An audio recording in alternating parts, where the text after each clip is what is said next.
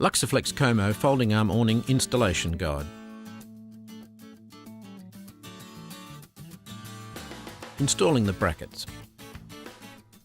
Measure to get the required distance from the top of the wall to position the brackets.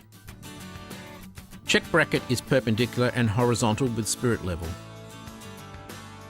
It is critical that the mounting brackets are directly behind the arms and all brackets are perfectly horizontally aligned.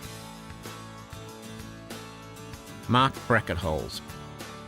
Drill the marked holes using a 10mm drill bit for timber fixing. Position the screws through the bracket and secure to the wall. Repeat for other holes. Align outside brackets with string line. Dependent on the width of the awning, a centre bracket may be required. Position with a string line to ensure perfect alignment. Mark holes. Drill the centre brackets for all hole positions. Secure the bracket to the wall. Hanging the awning. This awning needs to be carefully aligned. Lift with as many people as available to hold the weight, a minimum of 2 people. If the alignment is even slightly out, the awning will not fit onto the brackets. Hold awning in place until secured.